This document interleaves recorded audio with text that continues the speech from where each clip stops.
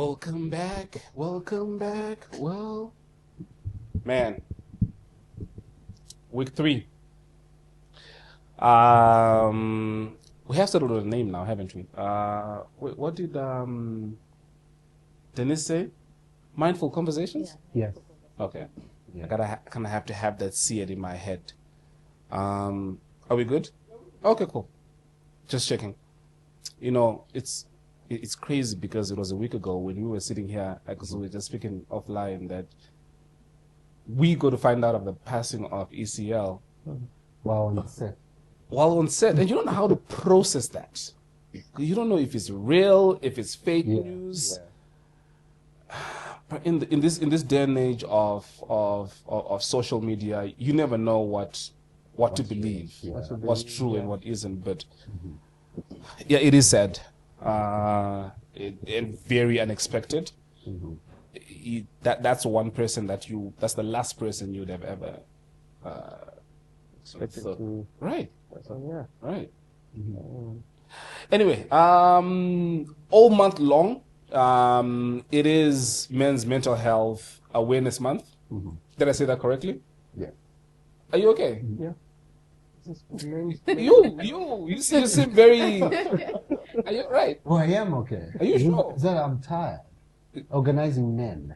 Okay. Yeah, it's their week. the month. Organizing is really. You need to do some self-care. We're actually going out. We are this going out? evening. No, the men. Which men? We have a group of men. It's called the Parapons League of Men. Yeah, so we're going for an outing, starting Kuti? this evening. Granddaddies? No, sir. Well, they got good fries. Okay. Yeah. No, we're actually going into the world. There's a farm where we're going at.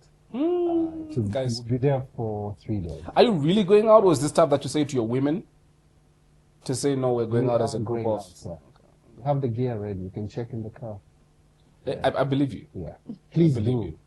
you. Otherwise, I'll be in trouble. And how long does this run for?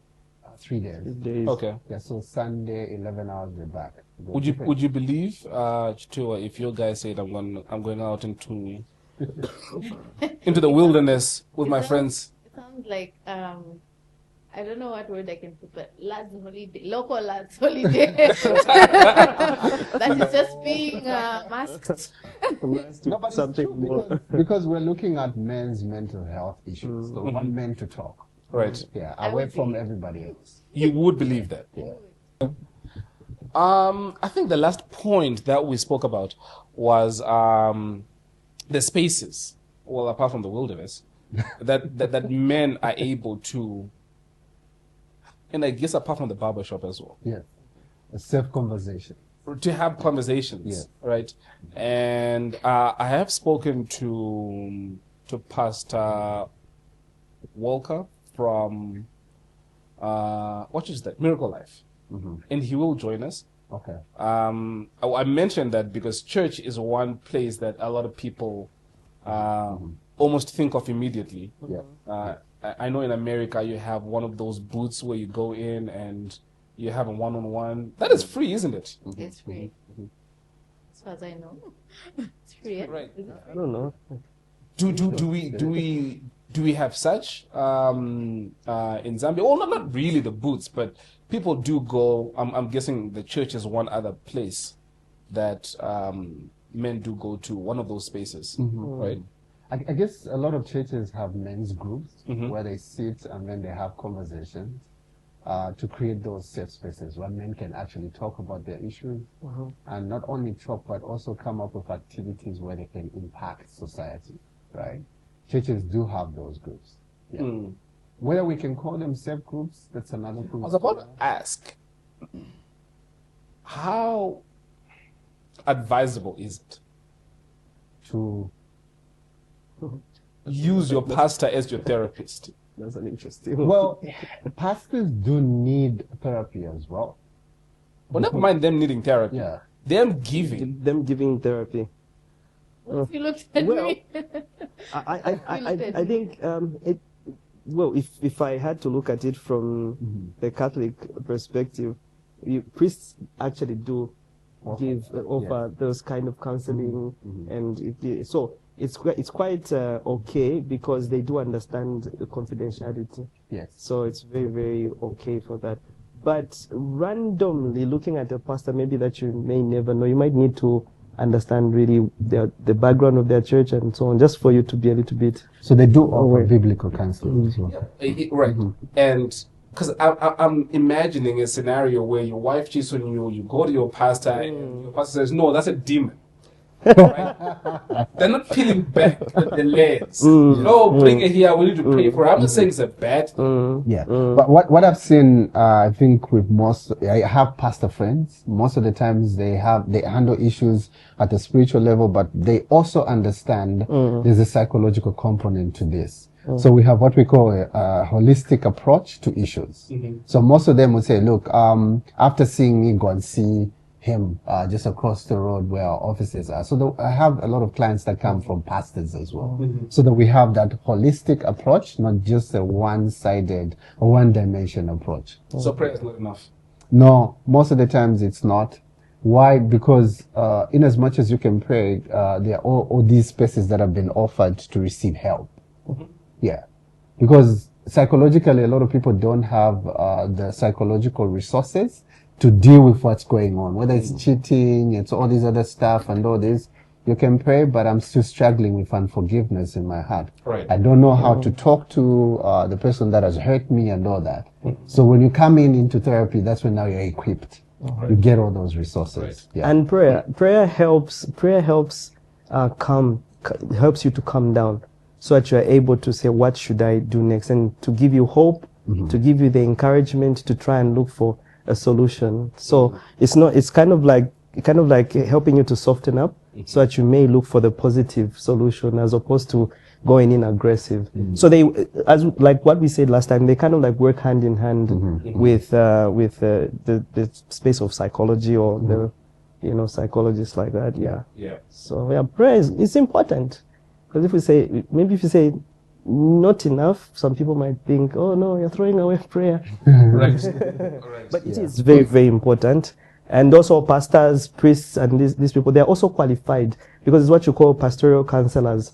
So that's where they belong. So they also understand confidentiality, beneficence, but you must go to someone who is well established, they've got a good background, and they've been in existence for some time. Because right now, even at our church, we are running a program. What church is that? SDA. Okay. Yes, so we have a pastor, a psychologist, who is me, and then there's also a psychiatrist. So usually we run quarterly where people can come in, talk to a pastor, talk to a psychologist, and then see if there's any medication needs from a psychiatric point of view. So it's mostly integrated. Yeah, it's not one-sided. And even as he has put it, did you know that, I'll go a little bit on the spiritual side. Did you know that even with certain churches, for them to practice exorcism or to cast out demons, what they'll do first, they'll let this person go through clinical checkup. Is it just something that has to do with them being psychologically, in a disorder or something like that? After that, that's when now they'll say, since we are not finding any challenge here, we might as well now engage maybe in practicing exorcism. That's how it works. But most people don't really understand that that's the background of it. Correct. Yeah, that makes sense. It has felt like church has been the go-to, especially growing up the way that I grew up. Whatever issue that you have, whether at home, in your own life, just pray about it. Go and see the pastor. They book an appointment for you. But like I've said, I don't know if, again, that's just enough, or you need to go and see a counselor. Stuart, do you have any comment there? Or you don't know what church is? Do you go to church? I do go to church. I am also Catholic. I think we go to the same church. You go to the same church? Yeah. Well, which St. Ignatius. Because I'm dating a couple of churches. So I've been to 3 different churches the last 3 weeks. How are you feeling so far? So far, so good. The first one that I went to, people were twerking there. Did you go to a twerking church? No, I didn't. Imagine my shock I come there. Also, was People he are dancing or you think that this looks like a little twerk? people were climbing the walls. Really? People were rolling on the floor. You know when you are in church and you look all around you and people are crying, people are talking in tongues, and you're like, what is wrong with me? It's my demon that's strong. Oh, I've been there before. Why don't I feel anything? I need to feel something. I need to be crying. I need to be speaking in tongues or rolling on the floor. Everybody was falling except me and the cameraman. I agree with you. The time I went to a Pentecostal church, I also felt the same way. I was like, I wish I could do what they're doing. I felt that's feeling what the Holy Spirit. Yeah. Why aren't I feeling And I was watching. I was just sitting. I tried, but it just didn't. Right. Because I was like, "Eish, I'm a demon must be strong." Standing tall. Well, last week was Father's Day. And one of the things that... Last week was what? So when this airs, Father's Day would have passed. So you and I are talking in the future. Okay. So Father's Day is Saturday, but this will air Great. the week Great. after. Great. Yeah. If this was ZNBC, would have been saying, "Cut! Remove that part." But no, we move. You and ZMBC. Man. One of the things that sadly perpetuate horrible behavior in men is absent fathers. So fun fact, I've spoken about this on my podcast before, but when I started therapy, it is because I had a child. And I had parental anxiety. When you are at the point where, yes, the money is there, yes, the resources to raise this child are there, but how then do you raise a normal human? How do you teach someone something that you're still learning? How do you pour from an empty cup? So do you get what I mean? Yes, yes. And that scared me. So to begin to unlearn some things and to begin to equip me with those tools that I needed as a first-time parent to be able to hopefully not raise a mass shooter. I figured let me go and seek therapy, which I feel a lot of people need to do. I was about to say men, but I feel like a lot of people need to do. If anything, here's a wild tech. I feel for you to become a parent, you need a license.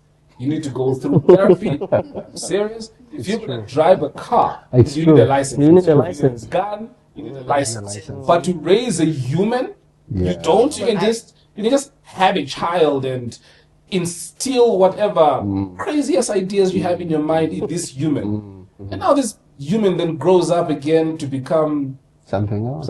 Right, I was going to say a name, but yes, let's stick to something else. So I honestly feel like before you decide to become a parent, you need to go through a psych eval. Exactly. Are you fit enough to bring a human?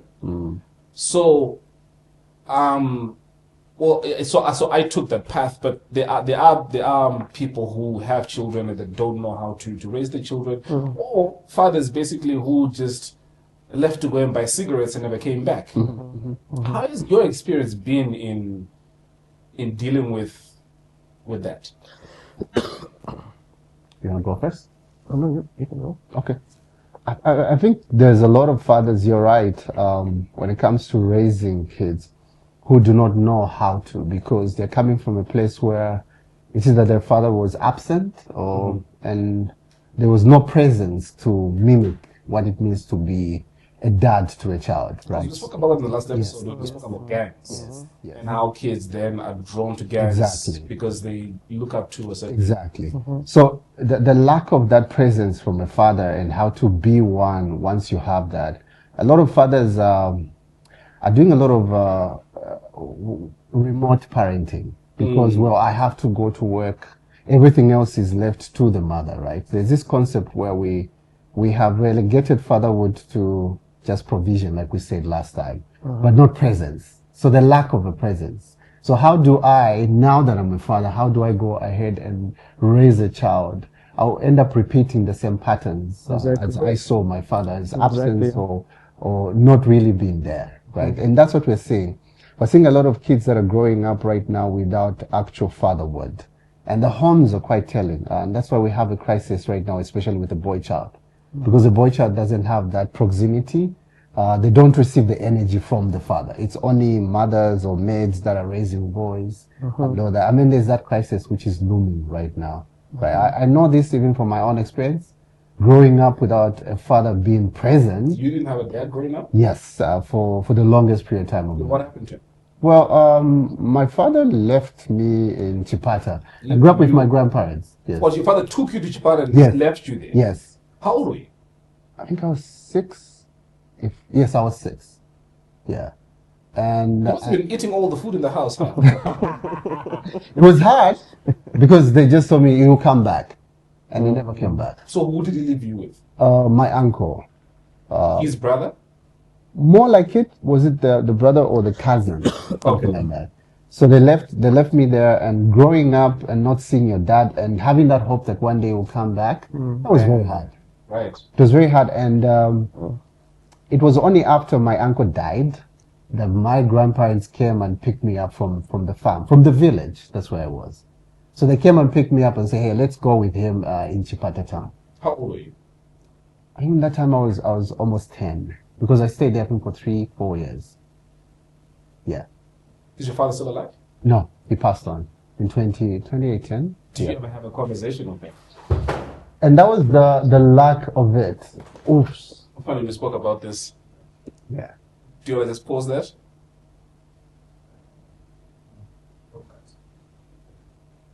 Oh, I didn't hold it. You just remove that. need to. All right, cool. Yes. Are we good? Yeah, I think the lack of we never had the conversation, and I think for the longest time in my life I was having that grudge against my dad, because everybody would tell me, "You look like your dad." You know, like everywhere you go, people say, "You look like your dad. You look like your dad. You guys are like twins." That I'm must like, be triggering. it was for the longest period of time in my life. It was not until I think when I met a man who told me, "Mike," and I think we'll talk about it as we go as well. When he told me, "Look, Mike, at some point you need to let go of that head, because only a boy can criticize a man, because he's never been a man, and you don't know what demons your father was fighting then." Did you find out?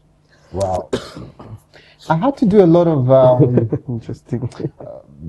I had to do a lot of what we call Now you're in therapy, Mike. yes, I am. But I've been here before. Yeah, I had to do a lot of back work, so to say. Yeah. And since we never had the actual conversation with him, but I had to do a lot of forgiving for me to really heal and become a true father to my kids. How many kids have you got? 2. Okay. All girls. And how did that influence the type of father you're going to be? It did a lot. Because now I understand, I had a choice to become bitter and absent in the life of my kids, or to become better. And really feel what it means not to have a father and to provide. So I'm hands-on with my kids. Before I came here, I was actually picking them up from school. I had to make sure that they are home safe and all that. So I'm really hands-on because I know what it means not to have a father present. What if you're to speculate? What do you think? What do Was I it think? financial issue? Your dad. What do you think? If you're to speculate, what do you think he was going through? Well, there's a lot. There was my mom's issue, had not been really in his life and all that. There was a lot, but there was also an aspect of because he was working for Zambia Airways, and then they liquidated it. So he didn't have money. He dipped into alcoholism at that particular time. He couldn't handle the reality of losing. So the diet money was taken away from his booze money. Exactly. So that really made him crumble. And now I understand. In hindsight, I'm looking back like, look, I have a lot of grace for him than I had before. Yeah. Only child? No, there's my brother, my 2 brothers and my 2 sisters. One of them died. Yeah. So all of you from your dad? Uh-huh. From all of you from your dad? Yes. Wait, so when you went to Chipata, did he take all of you there? He did, but he left me there. And the others? He came back with them in Osaka. Wait, bro, So you can imagine that playing on your mind when you're still young. Probably started wondering what was the reason why he Exactly. left me back. That was everybody always else. like, is it me? Yeah. And that plays on a lot of people's mind. Absolutely. Yeah. Your siblings grew up with him after that. Well, they did because he came with them here while I was in Chipata. Do you have a relationship with them? Did you have a relationship with them as well then? We do have a relationship, but it's not as close because I grew up in another place altogether. And people have all grown up; they have their own families and all that. But it's not as close as one should be. Right, with the siblings. Yeah, but it's there. I love my brother, like my older brother mostly. Was there any resentment towards them that No, your no, father chose them? no, nah, zero. For me, the resentment was You always know better towards. person than I am. The resentment was always towards my dad and my mom. Like, dudes, where were you? Is your mom still around? Yeah, she is. Okay. Yeah. What kind of relationship do you have? That's a tricky one. It's a functional relationship, very civil, but not as close. Okay, let's move away from Mike. Yes, please move away from this. The one thing that I have also come to realize, especially when it comes to what children see and what they become accustomed to, is if you meet a girl now, Susan, and you ask her to describe the type of men that she wants to be with, and if Susan grew up in a household where her dad used to beat her mom, what she'll describe is, I want a loving man, I want a guy who's kind, I want a guy who is, she'll describe the perfect guy. Yeah. But who she is drawn to, Is the typical example of the dad. It's true even because for that is guys. familiar to her. The word is familiar. Exactly. Patterns. Precisely. Patterns. Familiar. She doesn't realize it then. No, that she doesn't. This is a terrible space for me to be in, but it's familiar. It's familiar, and we are drawn. It's the aspect of us being drawn towards that which seemingly is. It feels like chemistry when you meet, but that chemistry is actually your trauma, and it's screaming out to you, "Look, you need to run." But most of the times, what do? We bond with that which is very familiar. Which is very familiar, yeah. And it's very true. For guys as well, they end up with women that are quite like their mother, whether their mother was present or not. Yeah. Yeah. Exactly. Sure. Let's bring you into the conversation a little. How do you deal with a scenario where you avoid marrying generational trauma or being with a man that has picked up trauma along the way? Could you rephrase that? I think I'm understanding it in all sorts of ways. You meet a guy, everything is fantastic, but you are able to pick up that there's generational trauma. There is stuff that has been passed on to him, right? He's like Mike, the dad left him, and he has this unresolved anger towards his dad, and he most likely will pass it on to his children if not resolved. So if you being a spouse, a girlfriend, somebody in that guy's life, how do you deal with that? First of all, I have to choose if I want to deal with that, to be honest. And I think if I choose that I want to do that, I would find out if they know, if they're aware that that's how, like, they have trauma responses or they have certain reactions. And if they do accept that they have it and they want to do something about it, that's a go for me, because I think effort is something. Effort is also everything. Hopefully, I would also be strong enough to walk them through it. The thing about you sound like you're not strong. No. Put it this way. Yeah, she's holding back. No. I wouldn't. Ain't your mama. Let me put it this way. You know, I've experienced knowing someone who has these trauma responses, right? And the usual thing is, if I come like you to dated support. No, but I know them. They're close to me. Right. Yeah. So, like, because I would pick on that, right? As a person, they would think, if I came with support, they would first think, why are you taking me as a client. That was my experience with that situation, or situation similar anyway. So I would accept it. I would hope that they can also see it, want to work on it, want to change it. And for me, that's fine. If they don't, it becomes difficult, because even when you want to walk in with the support, people just feel like, why are you trying to correct me?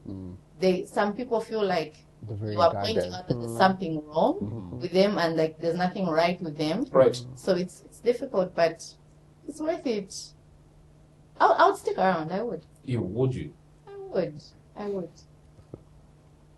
Well, your face is telling a different story to what is coming out of your mouth. I would. I really would. No, I believe you. How, Kuba, do you think, Mike, you can take this as well, because you went through this. A man is able to forgive their father for whatever. Okay. Are the practical steps now tapping into you being professionals? Yeah, I think I'll borrow into what Mike said. It's when you get to become a parent as well, or when you get to a point of understanding the realities that are wrapped around being a man in life. Because most of the times, the anger and the resentment comes as a result of, why didn't he do this for me? He was supposed to, because he's my dad, so he can't fail. You see what I mean? But when you grow up, you discover things like maybe they got separated with your mother, or maybe certain things happened in his marriage, or he also was suffering from certain traumatic events from back in his day, which he never got a chance to resolve, to deal with. And likewise, when you grow, you begin to get into the space of having so many responsibilities as well. And it's at that moment you begin to realize. But really, it's about diving into self-introspection. You begin to check yourself and say, if I was my father, why would I do things the way he did things? Okay? That begins to open up certain doors that you probably wouldn't open up anyhow, because then you begin to say, where was the space of failure with my father? By understanding that, you begin to be a little bit more realistic, as opposed to just using emotions to say, I wanted him to do this, I wanted him to buy this for me, he was never present. But the why is what now begins to help you understand the reasons as to why things are the way they are. At least you become like him. Okay, so it's about getting into the space of the truth, the real thing that's there, as opposed to what we might say. Okay, people say that your father is supposed to be present, he wasn't, without really asking what made him fail to be present. Because I don't think most of the time it's deliberate. It's because of circumstances beyond someone's control. And like we say, I think I'll take us back a little bit. You said there must be some form of qualification for you to become a parent. Because whenever you get into any space, there's always, are you certified for this? Are you certified for this? Likewise, with becoming a father, okay, a responsible father, a dad, there is need. And most of the times, I'll go back to what I said in the first episode. We need to consider premarital counseling, or being prepared before we get into a certain responsibility, because there are already people who have lived that life and they understand what's really going on. So if you look at premarital counseling and preparing yourself before you get into this space of becoming a responsible father, you will find that you'll be guided and you begin understanding what you're supposed to apply when you have this little human being or these human beings around you. You don't just say, I will provide as long as they've eaten, as long as they're sheltered, they've bathed, then everything is okay. You begin understanding also the emotional part of the person, the kids and other things that they'll need, the nurturing part, that you need to be present for them to get into becoming normal human beings, as you may. So say you know for a fact that he wasn't there because he was an alcoholic, for example. Or he basically just chose the life of freedom over his responsibility. So you now know that for a fact. How then do you still go through the steps of forgiving him, because you need to move on? So I think, if I may come. Yeah, sure. Yeah. May I ask, so you add, just also to, like, how do you sit with knowing that you have to do some kind of work to forgive, I guess, or to see it from their lens? Well, it's hard. We have to accept the fact that it is hard, because you're carrying pain with you. right? And if there's because anger, first of all, you're upset. You're angry with the person for abandoning you or seemingly rejecting you. And that wounds you, right? You think there's something wrong with you. So that anger turns into rage, and then it comes resentment. So when you reach at the point where you're resenting the person that actually brought you into this world, there's a lot of pain that you carry, right? But I think forgiveness starts at the point when you begin to, first of all, you're doing it for you. Because you are the one who's carrying the pain, right? It's like unforgiveness is like you drinking the poison and expecting the other person to die. It's not going to happen. You're the one who's holding on to the barbed wire, and it's hurting you. It's first of all understanding that, look, my parents were never perfect in the first place. They have their errors, and this could have been actually one of them. And I will also make the same mistakes. If I was given the same circumstances, I would have found myself. So you stop judging. Because it's easy when you reach at the resentment point, you start judging. You look down on everybody else and know that you're pointing down. But when you let go of the judging, because unforgiveness is tied to the judging, when you let go, now you bring in the actual understanding. Like, look, he was human. He made his mistakes, and now it's time for me to move beyond this. How do I want to, fathers are examples. Whether good or bad, it's still an example. So for you need to ask yourself, what kind of an example did he set to me? Not a very good example of a parent, like abandoning kids and all that, but you have a choice now. There's a point at which now it's on you to make a decision. Whether you want to be that kind of a parent or you want to be different. Right. So accept them for their mistakes. Usually we think, because when we come into this world, our primary givers are like, what are they? Heroes. They can never make mistakes. They're always right and all this. Now that is all debunked at some point, and now you have to live with reality. They've got flaws. And now it's up to you to pick up your life and ask yourself, what kind of a parent do I really want to be? Because remember the blessing, and I think we were having a conversation, is it last night when we were talking about, even biblically speaking, all the blessing comes from the father. It was always the father that would bless a son. Okay. Anthropologically speaking as well. My father blessed me. You need to have that conversation. You need to have that conversation with him. Wait, but then what does he say it to you? Yes, he has to say it to you. He has to pronounce. He has to pronounce a blessing upon you. Please leave him alone for now. You carry his surname, so what do you expect? Now imagine that was never done, and then you're still holding on to the pen. A lot of our paths are it's like we stand in our own way. For this man.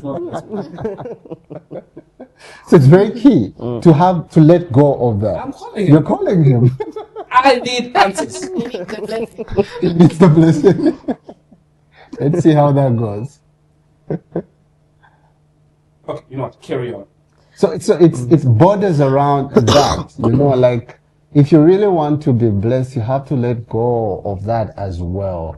Because if you hold on to it, what does Sigmund Freud say? You're only a man when your father dies. That's when you become a man. But also, Carl Jung comes and adds on to that and says, listen, that death can happen metaphorically speaking. You can actually become a reflection of your dad, even a better version of him. Because I did that. I had to ask myself that question, like, even when we were pulling his body from the morgue, and because he was killed unexpectedly. What the hell? Yeah. Bruh. I'm okay. I think you need more happy than anybody else. How was he killed? Who killed him? Well, we still don't know, because when the forensic report came out, it's just like he was hit on his head so many times, and then and how the body was brought in, nobody knows, and all that. A lot of stuff went down. I don't want to go down that path, but I had to do my work, because pulling down his body amongst the unclaimed bodies, that was huge for me. That's my dad.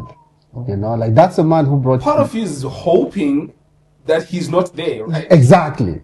Like, you're walking in, and it's a stuff of nightmare. If you've ever been there checking bodies, stuff of nightmare. it will affect you. It's really something that will stay with you for the longest period Was it of like time. a lot of bodies? Yes, a lot of bodies. So you have to keep on checking. Where was this? UTH Mog, right there. And pulling down his body there, and you're looking at him. Wait, hold on. I can also imagine a scenario where you are there to identify your father, Yes. but then you also see someone that you recognize. A lady from down the street. But you never thought about that. A lady from church, a lady from down the street. I don't know, your friends, aunt, and none of them know. Yeah. Because Would you call them? I'm like, hey, guess who I saw? Guess what? That's a good one. I don't know why you guys are laughing. This sounds serious. This guy's shamed his page. No, it's not even funny. A lot of information. You're like, Yeah, exactly. that's Yeah, long time no see. Hey. So, Yeah, it's crazy. So like, once you, I had to do a lot of asking myself if this man was alive, and he didn't have all his flaws and his demons that he had to fight, what kind of a relationship would he have had with me, right? And I asked myself if he was proper as a father, what kind of relationship would he have had with me? Of course, I had to get into that space and then tell myself, okay, what kind of relationship did he have with family members? Because people would push him over and all that. And I asked myself, I will never be a pushover in the family.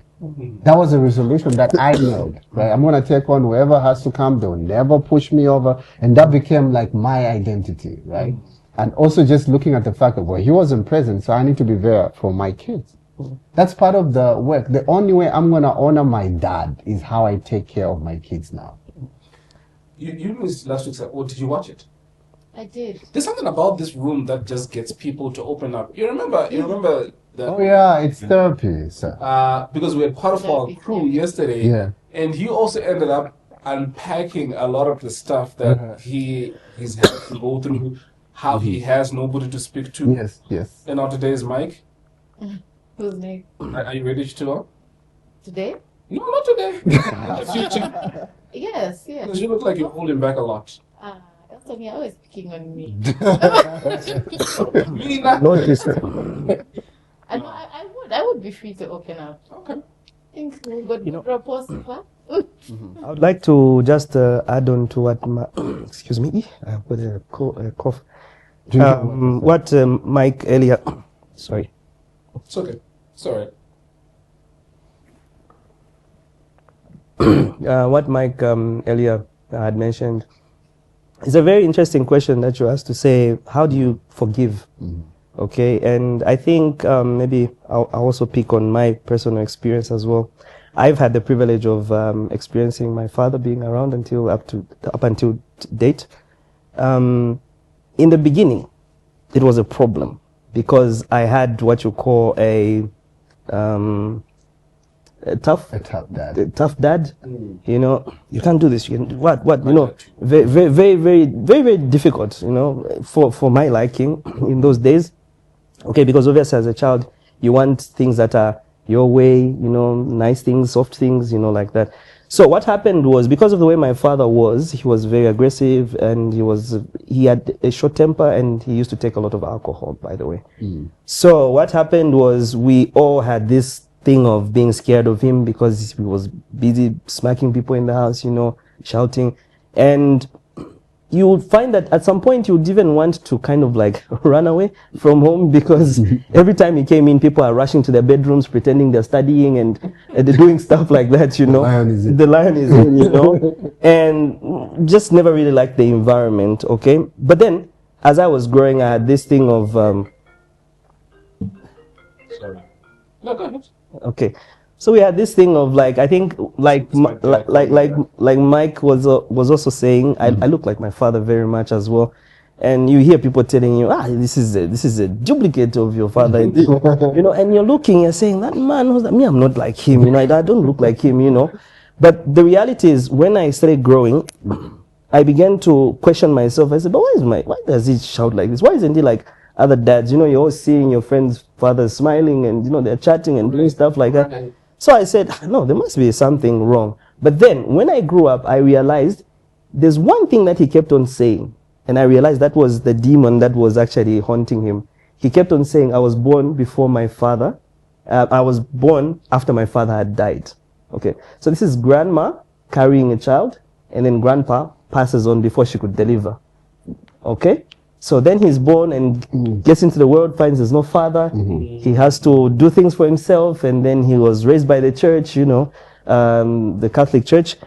And, when I started looking at his story, I said, wait a minute, he's there for me, he's providing food, he's providing shelter, and he's doing all these things. Who's in the worse position, him or me? Okay, I'm only upset because he gets upset and he shouts. But then I began questioning myself, what makes him to get upset? What makes him shout? What makes him act the way he acts? And every time he got drunk, he always said, I was born after my father died. I survived on my own and stuff like that. So you will notice that my father was the type of person, he would just tell you his pain point. that, yes, exactly. So he's the type that would tell you to say, you just have to do this, and then he'll leave you to do it. Okay? So he won't really... show you how. No, he'll just let you do things in that way. And when I grew, I began trying to kind of like empathize with him, saying, if I was a young boy, age 7, and then I'm getting off school, I don't have anywhere to go, because he would say that I would be dropped off the station. I don't know whether I should go to my sister's place, I should go back to the village mom's place and stuff like that. So I'm imagining me going through that. And empathy. what will it begin to create in me? What type of a person will I become? Or better yet, I'm imagining my son going through that. What is it? So because of that kind of self-understanding and self-introspection, and looking at what makes a person become the way he became, it gave me a power to understand and begin to say, look, this man isn't just the way he is because of him wanting to be that. It's because he was placed in a space where you're born into a situation, you don't even know where to start from, and there's no guidance, there's no male figure, there's no father figure. By the way, that's him growing a life where there's an absent father because of death, obviously. And he became as such and began to treat us in that way, because little did he know about how to be a father in the presence of, exactly. So basically, it's when you begin to ask yourself, what really causes this person to be the way they are? And it's at that point that you begin understanding to say, oh, okay, so this is what the situation is, and this is how I'm supposed to handle it. And this person may never change, or they would change by the grace of God at the end of the day. But mine is to understand what has really put them in that space. That is what's going to give me the power to do what? To practice that forgiveness and run through the process of beginning to understand the person. So basically, that's the best natural way of approaching such a situation. Sorry? Do you have any kids? Yes, I have 4 kids. You've been busy. Yeah, very, very much. I have 4 kids. I've got 2 girls and 2 boys. So, given your dad's temper, again, same question that I asked Mike, has that influenced the type of father that you are? Yes, it did. So what do you do when you're angry? That's smart. That's smart. Yeah. I know sometimes I'll just lash out, like but then the good thing is I already know that this is how my father, so I'm aware. Yeah. So even when I lash out, I have a way of just controlling the whole thing and putting it in a space to say, for example, I'll lash out and I'll tell my son, say, you know what, look, when you do that, you get me upset and you get other people upset. So, stuff like that. Married? Sorry? I mean, are you married? Yes. Okay, so I guess that sort of creates a balance. I'm not quite sure how your wife parents in relation to your parenting style, but I'm pretty sure that sort of creates that balance. Yeah. So basically, that's how you look at me being the way I am and some of the things. But because of I've experienced this with my father being aggressive, and so it's like I try not to be that type of a person. So it kind of like helps me. Though sometimes it may be just genetically that I have this thing of being angry sometimes, and also with the experience that I had, So yeah, I think what helps. Sorry. What helps mostly is the self-awareness. Like when you're aware, so it gives you a I'm going to speak about that. Yes. Maybe you can also answer that, because I wanted to add on to it. Don't you feel that... I need to frame my question properly. don't you feel that it becomes overcorrection when you are that much aware or cognizant of what your father was, and you so badly do not want to be that, where you not only overcorrect, but it becomes an obsession. Yes, yes. When a right amount of discipline would seem like you're going overboard because you overcorrect. You so badly do not want to be like in Kuba's case, the type of father how Tough. angry he would be, or you the other way around, where you are genuinely supposed to go for a trip for a week, and it's a reasonable amount of time, but that trauma then says It comes in. It starts kicking in. right. Most of the times it does, but it's the beauty of self-awareness is key, because you will know that this is my familiar route. This is me getting into my familiar route. This is me over-functioning in a space that I'm supposed to function, but not over-functioning. Because most of the times you find that you like I know me when I'm trying to be around my girls, like I want them to be, like I always want their presence because I don't want them to feel that lack. But because I'm so self-aware, I go like, okay, I think I need to be okay creating this space, so that they can be functional even without me being there, right? Because kids will grow up knowing this is your parenting style, and most of the kids can manipulate that. They know how. They know I'll get away with this with dad. They And do. you don't want to smother them. And you don't want that you get into that space. But whenever there's that self-awareness where okay, I think I know me.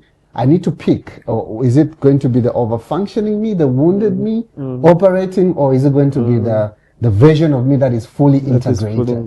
Because there's that integrated version of you as a result of your self-awareness. So you must always summon that to come on board. Do you have kids? Two. How many? One. Okay, well, just like me. How old is your boy, girl? Go. 8. 8. Yeah. Oh, same as my son as well. Oh, really? Yeah. You and I are busy at the same time. You had to. All right. Hey, I mean, that's how biology works, isn't it? Another thing, again, there's been a lot of opening up.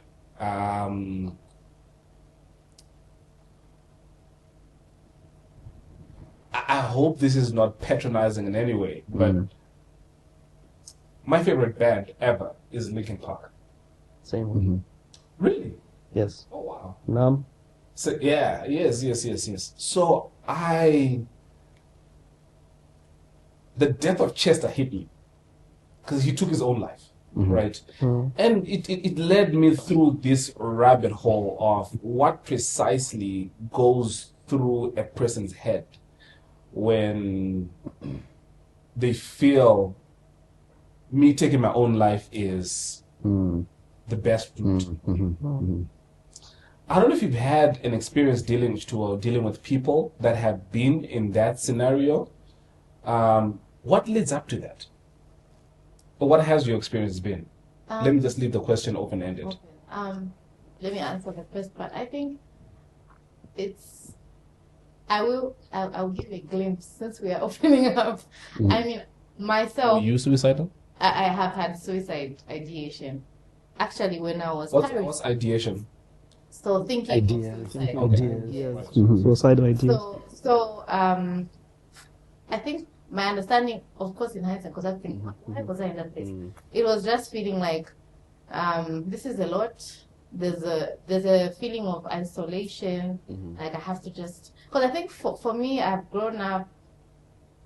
I think I've been raised independent for good cause. Like, What does that mean, raised independent? like you should find a solution. You should know how to do this. You should be able to do this, on your own, and like carrying responsibility. I think I even said it. Like my grandmothers would come in. You have to do this. No, you talk to this one. So you end up having some kind of independence to that. Hyper independent. Yes. Yeah. And so I think that sometimes also seeps into when you're going through anything, They're hitting good, the bad, walls. great, not so great. You feel like you have to see it through on your own. But then, of course, life being life, always happening. Sometimes it gets too much. And you hit walls. Yes. You know, It's like- so what do I do now? So it's that sense of So, yes, hopelessness. Yes, hopelessness. You feel like you're in a cage, and really, it's just like the only way out is just to seize this, to stop it, because I can't do it.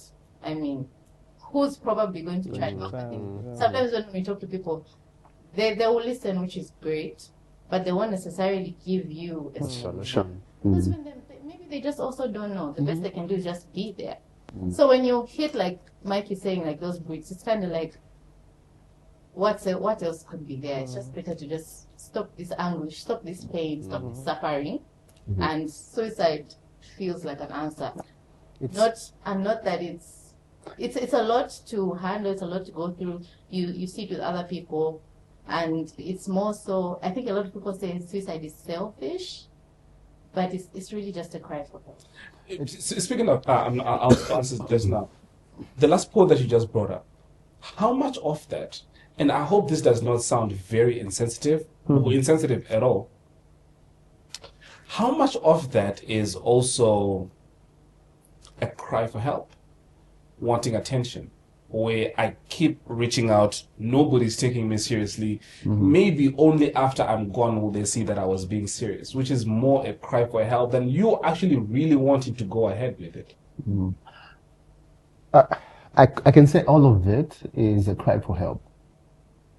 Yeah. All of it is a cry for help, you know, because sitting down with people that have what we call paired their life with death, that's what suicide is. Death feels like comforting to them. You know, It's like peace. it's peace. So like the greatest feeling at that point is the sense of hopelessness. It's hopeless. I don't have any hope. I'm tired. There's nobody to help me. Especially people that like she is like hyper independent. You're always dependent on you, and whenever things, if it's at a personality level, especially introverts, introverts like to do things on their own. their You know, own. like, and then when things go wrong, who is to blame? There's a lot of self-blame with introverts because they have nobody else in their world. It's only them. So if even things that are not their fault, it's on them. If only so I they did. carry that weight on them. So all of it is a cry for help, and it takes what we call surgical listening to pick on that, where you sit with them in the dark, and sometimes it's not providing solutions. Surgical listening. Yeah, you sit with them in the dark. You sit with them in the Like dark. Literally, because they're in the dark. It's easy for somebody that is very suicidal to come to you, and you're writing there as a professional, right? You're taking your notes. I mean, they're thinking, I'm time out. I don't have time. You are writing notes. At some point, you need to sit with them in the dark, because as a psychologist or therapist, what's your job? Your job is to tour their hell, isn't it? Like to sit with them and shine some light. And sometimes it's hard to provide solutions. All you have to do is sit with them in the dark. So they know at least there's somebody next to me. I'm not alone. I'm not alone. And someone cares. Exactly. So sitting in the dark is not literal. Is it metaphorical? It's not metaphorical. It's actually literal because they're in the dark. Mentally speaking, I think what else? Like turn off the lights, yes, like, yeah, lights and everything. and then you sit in the dark. No, and they're just- in the dark. Mentally, they're in the dark. They're in a dark okay. space where there's only but death there.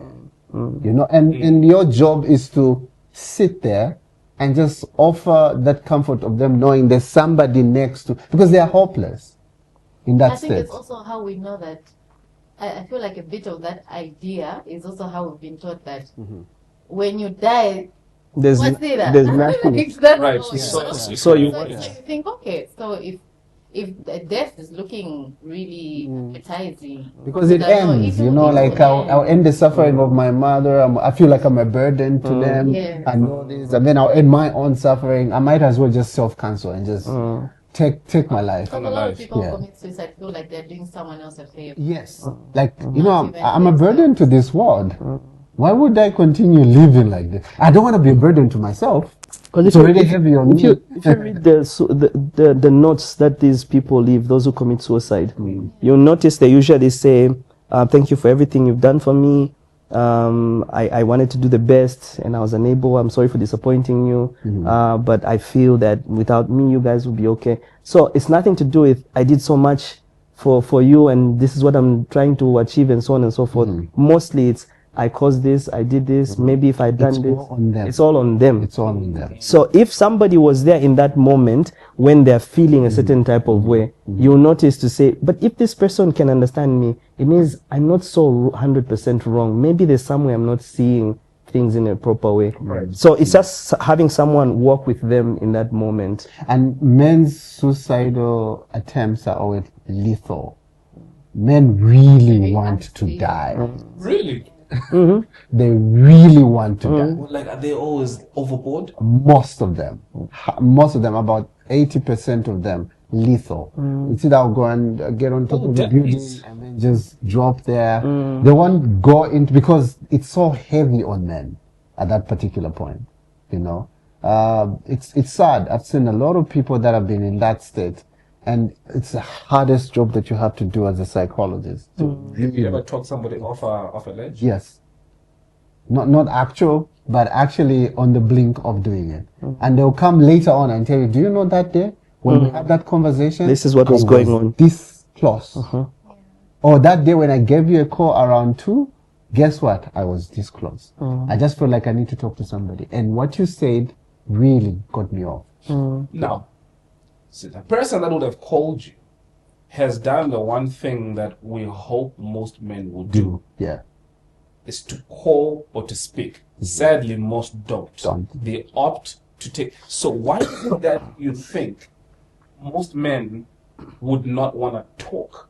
They would shame.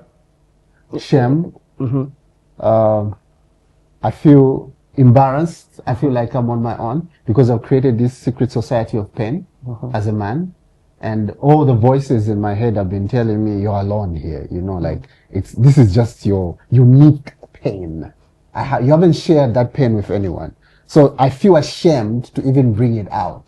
To have I don't know if, I know that men will laugh at me if I say this is what's going on with me. Because I'm expected to be at function and peak as a man, but I'm not. At a certain point. You know, and because of that shame, there's a whole lot of literature that has been done on shame. It's one of the main causes of a lot of mental illness, is shame. And also fear. You know, where you fear, if people know that I've failed, then it will end up like, then I'm not man enough. Then also the feeling like I'm a burden. Okay. If I go asking for help and whatever it is, they'll be like, but you're a man. We're supposed to be coming to you for this help. So how come you? So because of all those things, fear, shame, sense of feeling like I'm a burden, I'd rather just not let this thing go anywhere. Besides, I'm trying to hold that thing about me being a man, because it's like you say Shaka Zulu, for example, and he goes and says, no, I feel I'm not able to, and then he's emotional all over his soldiers. They'll be like, boss, what's going on? You know? And he would rather die on the spear than actually seek help to say, no, I could actually just sit down with someone and think through this and then continue living. Okay, so mostly you'll find that because of the way most men have been natured, you'll find they'll tell you to say, no, like last time you said, no, don't cry about this, go and do some push-ups and stuff like that. So you find that those push-ups are like, okay, I can't do the push-ups, so let me just take my life, you know, because these people don't understand what I'm going through. So basically it's a fear, shame, and also not wanting to feel like you're a burden towards people. Guys, tell me something. Why is money put on a pedestal? Even something as ridiculous as me asking, so how much do you earn? You're asking me how much? Why are you getting my? And even when someone runs out of money, or when you become broke, like we've said, that fear of failure. Yeah. You lose your job. Going back to what happened with your dad, the company gets liquidated. You don't have money anymore, and you attach your manhood to being able to provide, or lack thereof. So I have realized that society has this weird relationship with money and finances. And if I had a certain social status and I run out of money, men would never want, they would rather die than to be known that I don't have. or reach out. You know what I mean? It goes back to value. We've attached so much value to money and provision that a man is able to bring. Even right now, when the economy is down, how many people are able to, the same wages that you get at the end of the month cannot even buy you the way they used to, like buy all the things in the house, right? And it's because whenever the economy goes down, that means that it affects the value of the people. It's like what you're paying me at the end of the month is not able to cut it. That means that what I'm putting in as an effort as a person is not enough. Right now, at the man's level, is that's what I'm known for. I'm supposed to provide more than enough, but I'm not able to. So it's value. Value is really attached to money.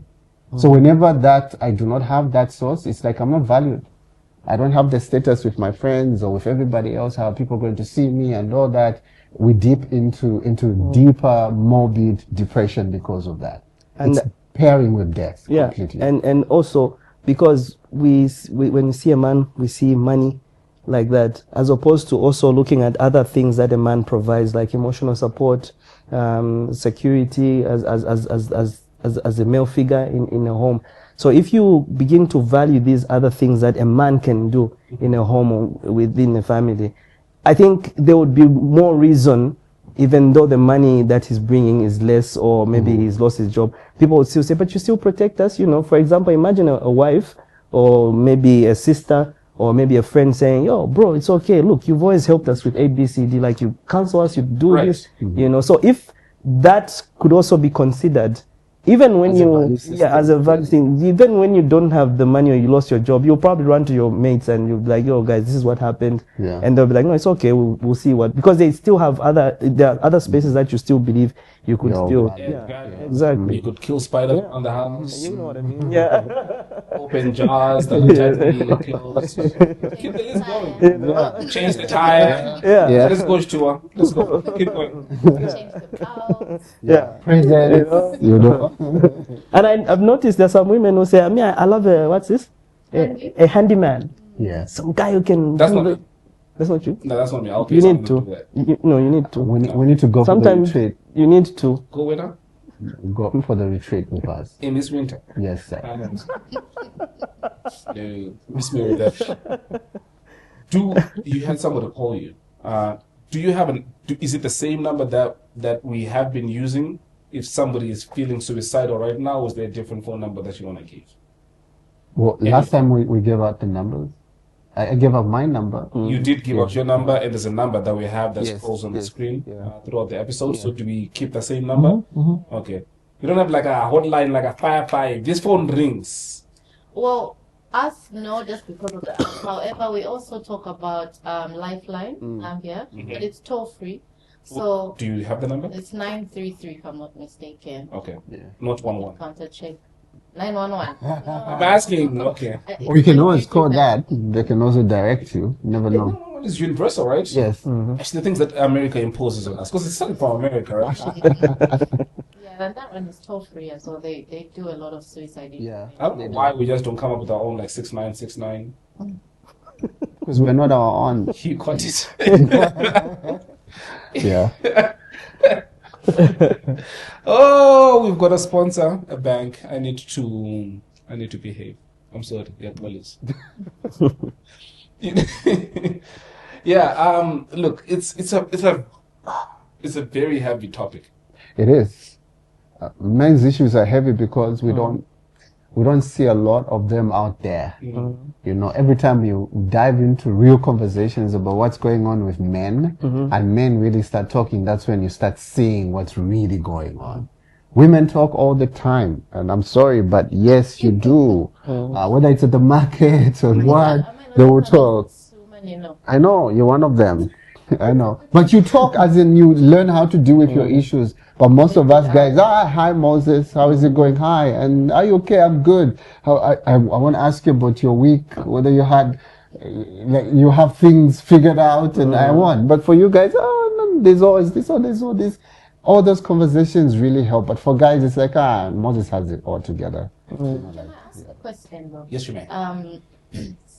How, I don't know how to phrase this, but sometimes when you approach a man in pressure, you know, they say, no, it'll be okay. I need alone time. You know, we do get that, I need alone time, or I'll sort it out. Don't worry, I'll sort it out. So, like, how best can we support if that is the usual response, or then we don't know what to do from there? Like, So how I'm not best can we- speaking from the perspective of these professionals. Speaking from the perspective of a dude. Typically, if a guy says that, you're expecting something from him. Oh, Yeah. If your approach is a statement rather than a question, like what this guy said, hey, look, you're going to be fine. Don't worry about it. You've lost your job. We'll figure this out, right? If we have to cut out on some of the luxuries, then let's do it. But now where you're asking him, so what are we going to do? Like, when he's also trying to. I'm also figuring Right. out The what guy I who want says, to no, do. listen, you know what, give me some time, let me, right. But if what you're saying does not really require him to give you a response, but it's just, I see and I acknowledge what you're going through, I don't really see a guy being that defensive if that is the type of approach. And it also matters the way you've been relating in that relationship for whatever period of time that you've been together, because we also have this preconceived type of mindset where we say if it's a friend, you look at this friend and say he speaks to me like this or she speaks to me like this, so if I said this, they're going to respond like this. And now that this problem has come, obviously they'll say, you see, I told you last time that you should have done, now you're in this situation, you see. So so as opposed to when you notice, and I think even with people with suicidal ideation, you will begin to notice certain Why did you have things. to point to her brow when you spoke of I think I'm trying to It's get okay. information. You know, so you notice that there are certain behavior patterns that they start to kind of like, you know, display. Yeah. Okay, for example, you look like you're stressed. You ask someone, so you look like you're stressed. No, I'm fine. I'll sort this out myself. So you see they are withdrawn, and then they are not talking so much. Those are signs and symptoms of someone going through something. Yeah. And that's when now you'd want to apply what you had said to say, I can tell that you're not okay. There's something going on.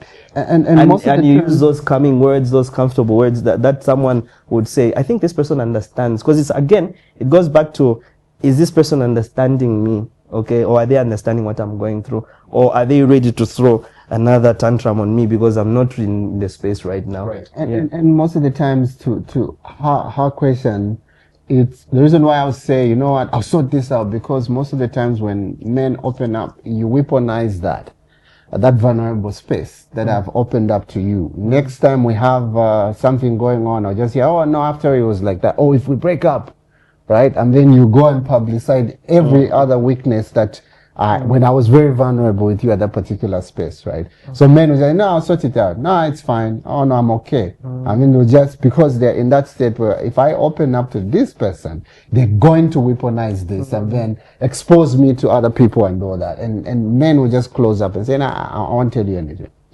I remember, before we move on to the next topic, because we'll need to close soon, just more to the point that you just made.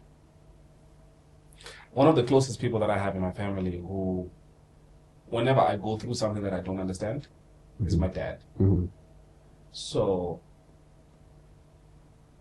I'm dating this girl, and I've been an entrepreneur for about 9 years. So, when you're in a relationship, you share everything that you're going through Yes. with your partner.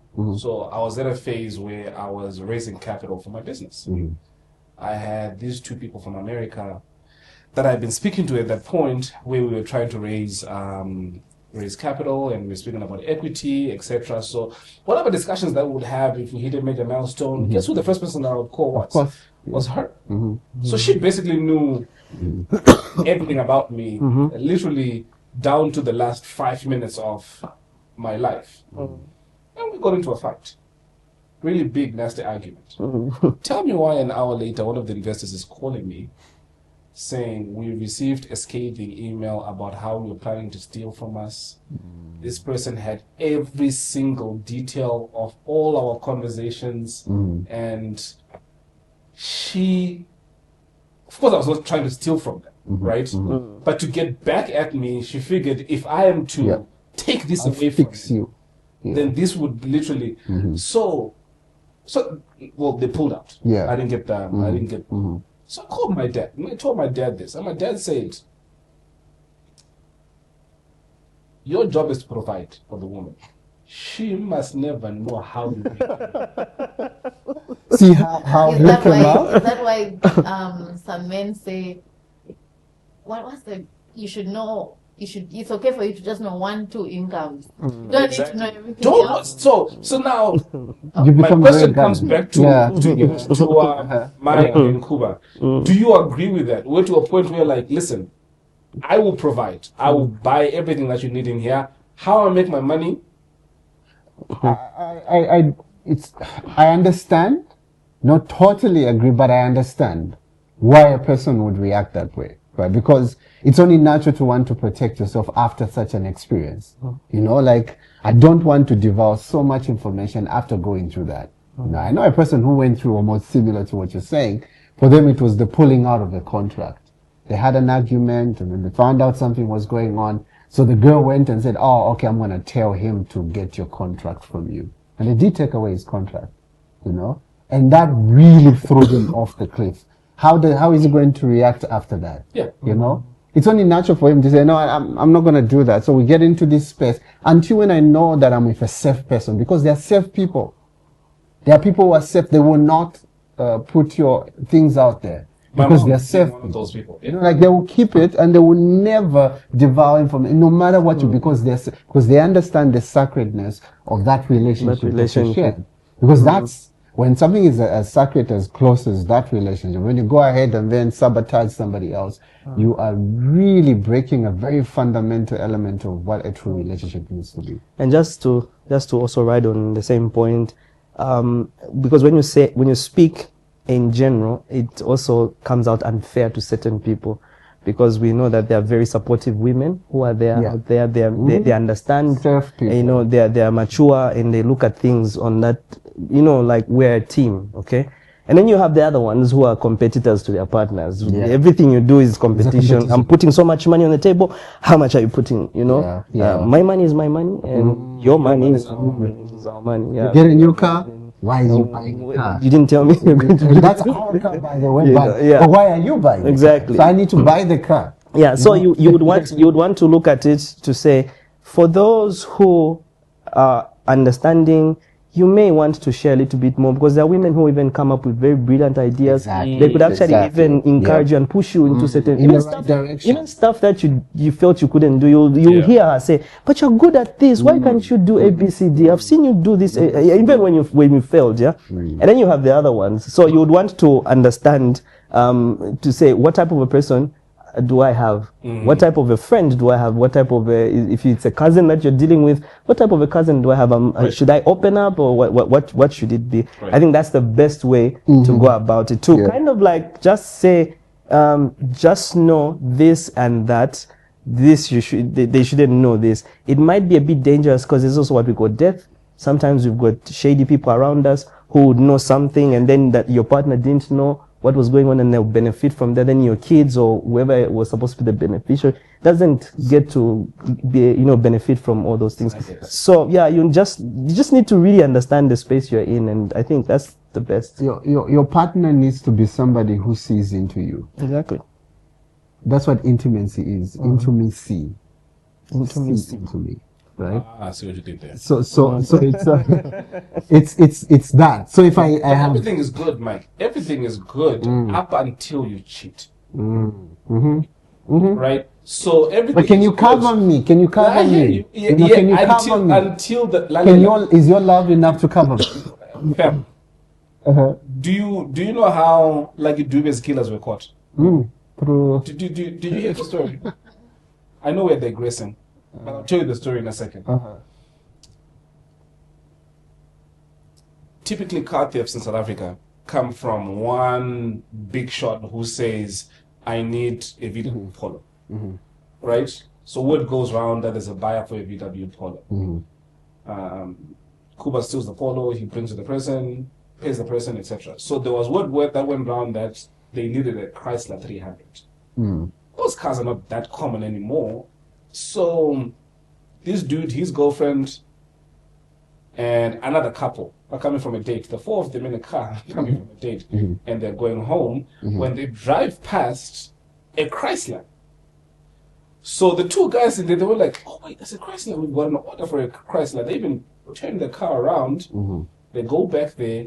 They stick the guy up, tell the guy to get out of the car, and the guy was like waiting for his gate to open. So when they open the door, they're waiting for the guy to come out, and the guy the victim, he sees his son coming out because now the son has seen the dad has arrived home, but now the dad is in the middle of getting mugged. So the guy panics, and the assailants then shoot the guy, drag him out of the car, take the car, and speed off with the car.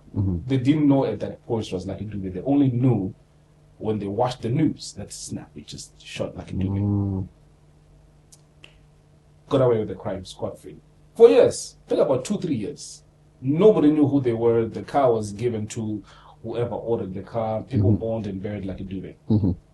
Fast forward a couple of years later, this guy is sleeping, and his girlfriend goes through his phone and notices this guy is cheating. You know what she did? Went to the police. I know who killed Lucky Dube. It's him. I promise you, that's how the guy was caught. So everything is good and well. So should have that been kept? You say what? Should have that secret been kept? That's another story for another day. But Story for another day. That's what the moral of the story. the moral of the you're story. missing the moral of the story. When something happens. Like, are you a safe person to Yeah. me? You know, like, are you a safe person to me? Thanks for reeling us back here.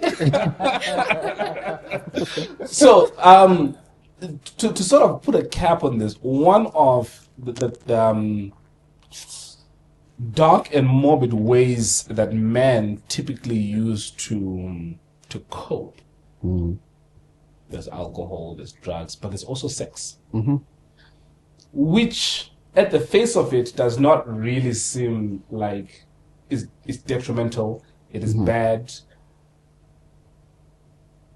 How, in your experiences, the three of you, has that really been? Has that done more damage than helped? Sex is a powerful bonding aspect of a man's life, right? So men usually go into that space because they don't have bonding or strong relationships with other people. So at the point at which a man indulges into that, whether it's at the porn level or multiple partners and all this, it's also a matter of feeling strong and powerful. It's a power play. Sex offers that opportunity to feel powerful. It's an ego play at the same time. It is. Right? So there's ego, there's all this ego investment that is going on with the sex and all that. How much I'm able to conquer, how many women I'm able to conquer and put down. And that's an ego play. Yes. The whole, how many women am I able Exactly. to- It's ego which is at play. At that particular time, this is a man who doesn't feel strong in any other area of his life. So how am I going to do it? Sex. If I have the money, I can get it, whether it's porn. I'm watching porn. I can't even afford that woman that I'm watching, and I don't have the money as well. It's that. It's always wanting that connection and power play. And porn is dangerous. Yes, it is. I mean, I feel like I don't have the facts, but I feel like it is actually really designed to be addictive.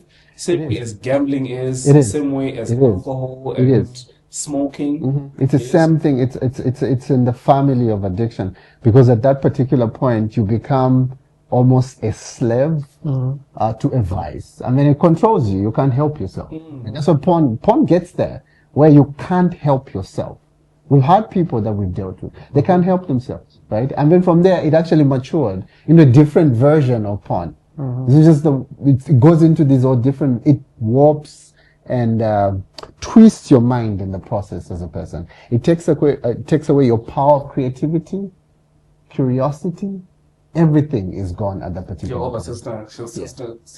sensationalized. Exactly. At that Exactly. point. And one of the things that I have also, it has taken me this long to figure out is that, again, I need to word what I'm about to say properly, but men do not know how to be intimate. They equate intimacy to sex. When those two things are different. Mm-hmm. Mm-hmm. It's true. And just like you said, when it comes to the multiple partners, it also has felt like, this bravado when you sit around a group of men, the way that us guys reward that, or we look at it like so and so has had these 3-4 girls, or he's actually dated 2 sisters, and the way that people marvel at that, it releases that dopamine where not only are you doing it for your own ego, but then now you're doing it for accolades. Yes, yes. Right? And yeah. Mm-hmm. It's like I have the trophies in this, it's a prowess thing. Like I want to show that I have so much prowess and I'm able to do this with all this. It's a lack of, it's like that's the only strength that you have as a man. Like that's your identity as a man, and not realizing how sacred the whole thing is altogether, and how you're messing yourself up in terms of your mental well-being as a man, because the multiple partners that you're having is actually going to have a direct impact on your mental well-being, whether you're going to be sane or not, whether you actually there's a chemical, it's called vasopressin, right? It's called a bonding chemical. If for the amount of people that you've slept with, that lessens as you go. So you can't bond. And it's also with women and men, right? So you can't pair bond. There's a pair bonding chemical. You can't bond. You just have to like jam. The male version of oxytocin. More like it. It's higher. Oxytocin is higher in women. Well, but so what's oxytocin? It's also a hormone responsible for like emotional sexual connection. Emotional, social connection. So how do you lose it? How do you? Does it depreciate? And if so, how does it, or what causes? I'm not sure. I would be lying. I just know that it's very, the way he's explaining vasopressin. Vasopressin right? is It's more also in men. responsible. Yeah, it's more in men. In terms of pair Like bonding. in women, but I mean they're shared. It's a shared hormone. It's a shared hormone. Does. These hormones are all into the two genders, but oxytocin this is crazy. more when you're having sex with a woman. She releases a lot of oxytocin. I release vasopressin. Yes. You understand? And these are bonding chemicals, pairing. Bruh. Yes. What you By the just way, said. it's also shared, Yes. hanging out. Yes. It's responsible for the connection. So that's the bond. Those hormones. So that should tell you why men will be like, why were you looking at him like that? Why was he doing ABCD? Right. By design, we don't understand why we're even asking that question. It's because there are certain things. Yes, exactly. Yeah. So there are those things that happen, and that's You why. basically just put a word to something that a couple years ago I used to feel, because I had a conversation with a cousin of mine. I told him, I said, dude, I'm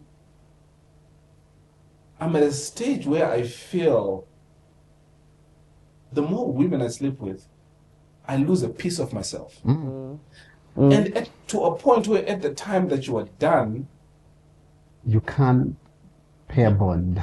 not only that, worse than that, I'm disgusted with myself. Exactly. Yes. Exactly. Because now there's self-loving. Yes. There's self-loving into why you become. Not clarity.